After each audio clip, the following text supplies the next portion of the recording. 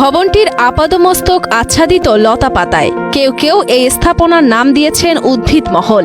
ঘন সবুজে ঘেরা ভবনটি রংপুরে বেসরকারি উন্নয়ন সংস্থা RDRS বাংলাদেশের কার্যালয়। যখন আমরা কাজ করি তখন হচ্ছে যে আমাদের একটু মাইন্ডটা ফ্রেশ থাকতে হয়। এটার জন্য কিন্তু আমাদের নেচার বলতে কি আমাদের গাছপালা কিন্তু আমাদের অনেকভাবে সাহায্য করে আমাদের মাইন্ড ফ্রেশ রাখতে। এ যেন ইট সিমেন্ট কংক্রিটের কাঠিন্যে সবুজের আলিঙ্গন। প্রকৃতি থেকে কিছু সবুজ নিয়ে নিজের গায়ে মেখে দাঁড়িয়ে আছে যেন ভবনটি। পরিবেশ বান্ধব এমন বাড়িটি এখন রংপুর শহরের অন্যতম দর্শনীয় স্থান। দেখার জন্য অনেক রাস্তায় দাঁড়ায় দেখে, ছবি তুলে যে এটা আসলে কিভাবে হয়েছে, কি গাছ দিয়ে এটা বানানো হয়েছে, কারা করেছে, এটা জানার জন্য হলে মানুষ হচ্ছে গিয়ে এখানে এসে এটা পর্যবেক্ষণ করে। রংপুর মহানগরীর জেল রোডে অবস্থিত বেসরকারি উন্নয়ন সংস্থা রংপুর দিনাজপুর রুরাল ডেভেলপমেন্ট সংক্ষেপে RDRS এর আঞ্চলিক কার্যালয়। 2000 সালে ভবনটিতে রোপণ করা হয় ওয়ালকিপার নামের এই উদ্ভিদ। প্রায় 3 একর আয়তনের এই ক্যাম্পাস এখন মুগ্ধতা ছড়াচ্ছে অফিসের কর্মকর্তা কর্মচারী তো বটেই, অফিসের কাজে আগত অতিথিদেরও। এই গাছগুলোর কারণে অফিসটা একটা মনোরম দৃশ্য দেখায়। রংপুর বিভাগে আমার মনে হয় এরকম মনোরম কোথাও নাই, রংপুর বিভাগে কোনো প্লেস নাই। এখানে আসার পরে পরিবেশটা খুবই ভালো এবং এখানে গরমের দিনেও কোনো সমস্যা হয় না। তার কারণে গাছের ছায়া আছে, গাছের নিচে বসার ব্যবস্থা আছে। এখানে সবচেয়ে বেশি নজর কাড়ে ওয়ালকিপারের কারুকার্য। গাছটি যেন ভবনটিকে বেঁধেছে পরম মমতায়। এর ছোঁয়ায় ইট বালি পেয়েছে প্রাণ। নান্দনিক ভবনগুলোর দিকে তাকালে যে কারো চোখ আটকে যায় অজান্তেই।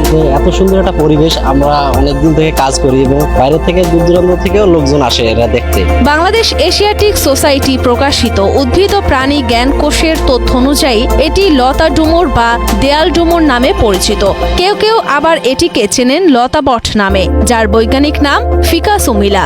ডুমুর প্রজাতির এই গাছের জন্ম চীন ও জাপানে। 2 দিন পর পরে আমি পানি মারি এবং সার বছরে 2 বার দেওয়া হয় এবং গোবর দেওয়া হয়। ভবনটির নকশা করেন স্থপতি মোবাশ্বের হোসেন। 1999 সালে প্রতিষ্ঠিত 5 তলা বিশিষ্ট নির্মিত ভবনগুলোকে দৃষ্টিনন্দন করার জন্য অস্ট্রেলিয়া থেকে নিয়ে আসা হয় ওয়ালকিপার গাছ।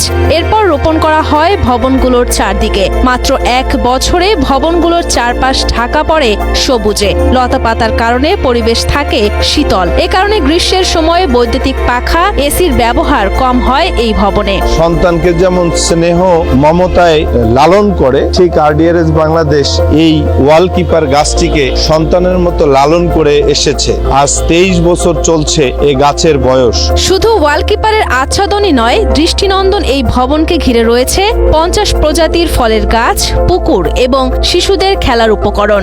এছাড়া রয়েছে 10,000 বইয়ের সংগ্রহশালা। মুজিব কর্নারে বঙ্গবন্ধু ও মুক্তিযুদ্ধ বিষয়ক বই। এই গেস্ট হাউসের নিয়ন্ত্রণে 5টি হল রুম আছে ছোট বড়। তার মধ্যে 2টো কনফারেন্স রুম আছে, যেটা উত্তরবঙ্গের যেসব কনফারেন্স রুম বড় তার মধ্যে আমাদের একটা বেগম রোকিয়ার নামে উৎসর্গ করা আছে। এখানে অনেক ন্যাশনাল এবং ইন্টারন্যাশনাল অনেক সেমিনার এবং ওয়ার্কশপ হয়, ট্রেনিং হয় এবং এখানে দেশ এবং বিদেশের বিভিন্ন পার্টিসিপেন্টও তারা এই ওয়ার্কশপে আমাদের এই হল রুমে করে থাকে। নান্দনিক সৌন্দর্যের সঙ্গে 2-4 দিন কাটিয়ে দিতে পারেন এই অতিথিশালায়। এখানে রাত্রি যাপনেরও সুযোগ রয়েছে।